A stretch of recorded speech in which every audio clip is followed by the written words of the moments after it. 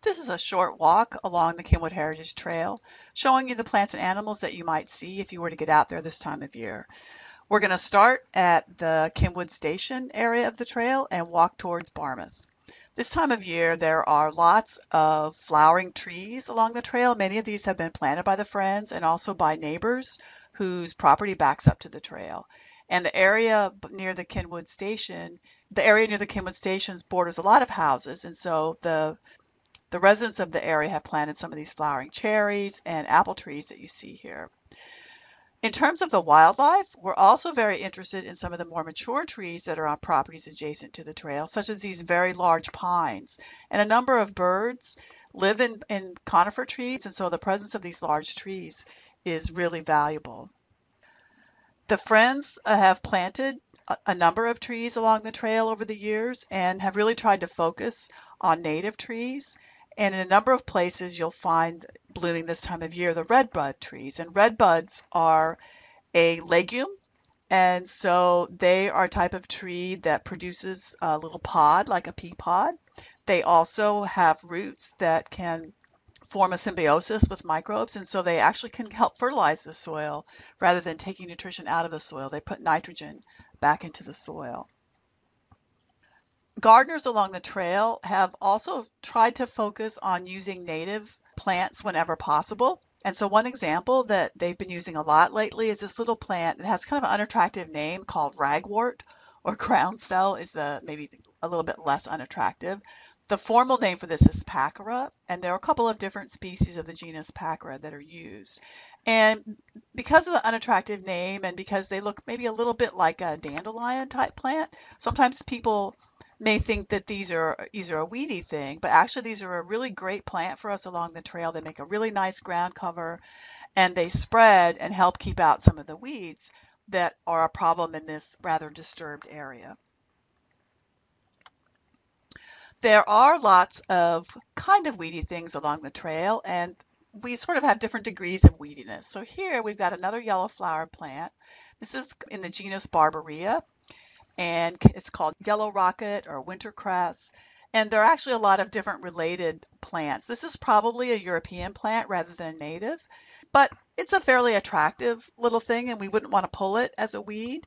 You notice here it's surrounded by another European plant that is a species in the genus Lamium. It's a mint, a different type of mint. So this isn't probably one you'd want to put on in your pasta or use as an herb, but it is an edible plant. The common name for this is dead nettle, and that's because people think that these little plants here, this is the one with the little pink flowers, that they kind of look like nettles. Nettles are a completely different plant and they have little hairs on them that kind of hurt and itch. And so if you get into a real nettle, you'll know about it. We have those on the trail too, and maybe we'll talk about them some other time. This plant back here is another plant that was brought from Europe, and this one people like to eat. This is a type of sorrel.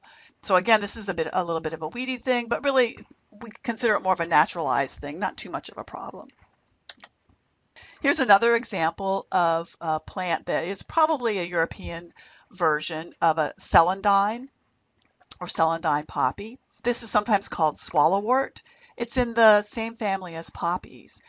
Many poppies have a characteristic type of juice, and oftentimes brightly colored. So with this Celandine poppy, if you break a stem, you'll see a very, very bright orange colored juice.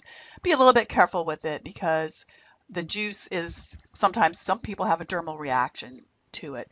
These plants are home to butterflies, and so we like to leave them on the trail. We don't think that they're spreading in a way that's going to cause any problem. Now this plant is sometimes called the lesser celandine, and it's not a poppy. It's actually in the buttercup family.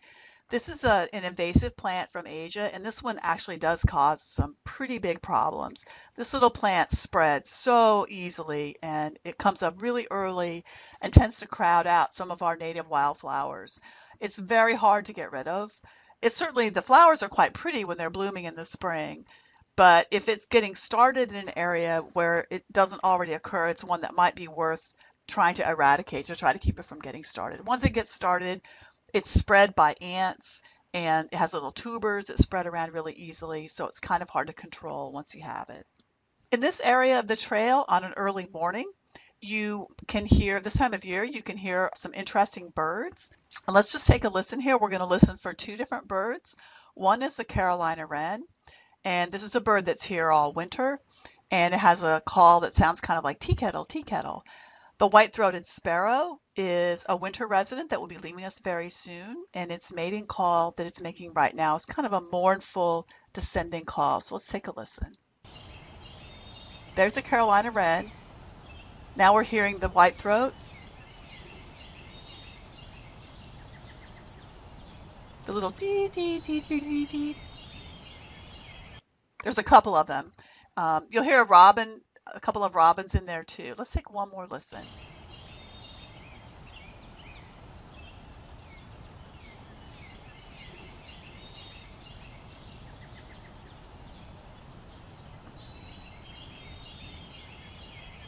Great.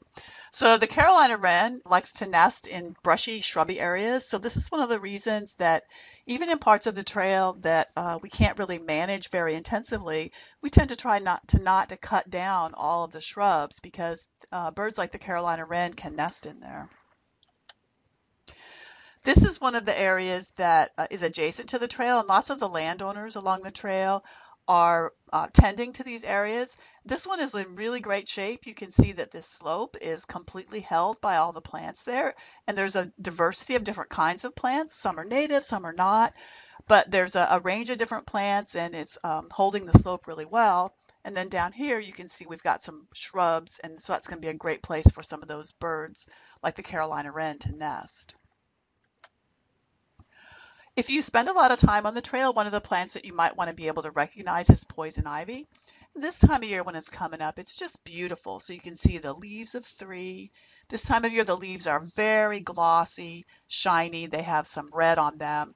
Later in the summer, they won't look quite so pretty, but they'll still be pretty poisonous if you're sensitive to poison ivy. So you might want to keep away from it. Poison ivy is actually a native plant.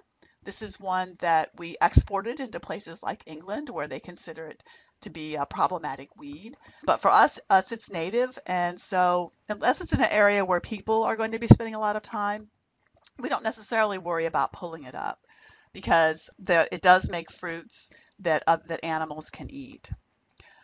Another reason for being a little bit careful about eradicating poison ivy is to make sure you know what it is that you're eradicating, because there are native raspberries, and this is actually the Pennsylvania blackberry, a relative of the raspberry, but this one's called Pennsylvania blackberry, and it can look a lot like poison ivy when it first comes out. It can have those same 3 leaflets. So if the plant has little stickers on it, you might just want to leave it. There are some invasive, non-native species of raspberry as well, and maybe in a later episode we'll talk about those. This is an area very near the park, Cynwyd Park. There's an area there that is very much overgrown right next to the trail, near the bathrooms there, near the restrooms in the park. And this area is very overgrown, but it's great habitat for birds. So what we want to listen to here is a really great bird called the common yellowthroat. The song that it makes is kind of a witchetty witchetty, so take a listen.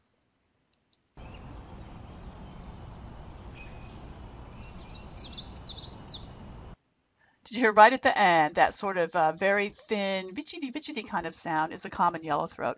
And this is a great warbler, so they don't spend the winter here. They come here to summer, and if they find a good place to nest, they'll stay. This is a bird that's been kind of on the decline along the Cynwyd Trail, so we're really excited to hear it there this spring. And hopefully it'll find a place that it likes to nest. So these birds like undisturbed, kind of brushy areas. They nest really close to the ground. So if you leave a lot of dead, brushy stuff on the ground, they might find that an attractive place to nest. Also near the park, of course, there's a creek there and a basin with some water that sometimes is there. And so right now there are red-winged blackbirds, and this is another migratory bird. They come through in the early spring. So here's the male with his really bright colored epaulets, and the female looks very different. The females probably aren't here yet. The males typically come first, and this one I actually got a picture of, so I think he's right there. Let's give a listen. They have kind of a loud, squawky, sort of very distinctive sound. And you can kind of see him flashing his flashing the red when he's making that sound. They're a very territorial kind of bird. Let's listen one more time and watch him flash those red shoulders. So it's great to see these. Oh, I don't know if they'll nest down there, but it's fun to watch them coming through, even if they don't decide to nest down there by the water. They're definitely associated with water. There are some woodland flowers that come out this time of year that we can watch for. These are called spring ephemerals, and they tend to come out in the spring and they bloom and do all their growth before the trees leaf out and before they get covered by some of the invasive that we're plagued with. So this is a really good time to look for them. And here's a really great one. This is called Mayapple. Here's a close-up of it near the creek. The Latin name for this is kind of funny. It's Podophyllum peltatum. So podophyllum literally means foot leaf. And I think it's because these big individual leaves, they come from an underground rhizome that looks sort of like a foot. And the peltatum part, that refers to the fact that these are sort of like a little umbrella. There's a stalk, and then the leaf, the stalk is in the center, and the leaf comes out from around that kind of like an umbrella. And so in this area here, you can see there's a trail. This is going up a slope. And so somebody, probably deer, have been coming down through this patch of mayapple. If you take a minute here, we're going to zoom in on this area right here. And if you take a look, you can see that some of these mayapples, here's the little flower, but the leaves have been chewed off. So something's been eating these mayapples. Now, supposedly they are deer resistant. So I don't know. It looked to me like had been deer through here. Could be a groundhog. We have groundhogs on the trail too, and they eat pretty much everything. But these are actually a poison plant. Some people consume the fruit or the apple after it gets ripe, but it's tricky because all parts of the plant are poisonous, but obviously some animals eat them anyway. Here's another patch of mayapple, and this is closer to the park. And this is one example or one case where we might want to come in and perhaps do a little bit of weeding here. So the mayapples here are great. They're a native plant that we want to keep. But this thing here with the white flowers on it, this is a weed called garlic mustard. And it's a biennial, so it grows for 2 years. In the first year, it doesn't flower. In the second year, it sends up these flowers and makes a whole bunch of seeds. And garlic mustard can outcompete some of our early spring wildflowers. And it also is what we call allelopathic. So it can produce chemicals that inhibit the growth of other kinds of plants. So although we don't like to do a lot of weeding and leave a lot of open soil on the trail, this is an example where it might be worth coming in here to weed this thing out. We can give a little bit of a closer look here of garlic mustard. And so here's a closer look. It's got these kind of heart-shaped leaves. And in the second year, it makes this flowering stalk with little white flowers. It's actually in the same family as the barberria that we saw a little bit earlier, the wild cress. But this one is considerably more invasive, and so it might not be a bad idea to cut these back so it doesn't seed down even more. Let's finish our little walk with a last look at some mayapple right next to the creek, and perhaps with some lovely sounds of the water coming through the creek.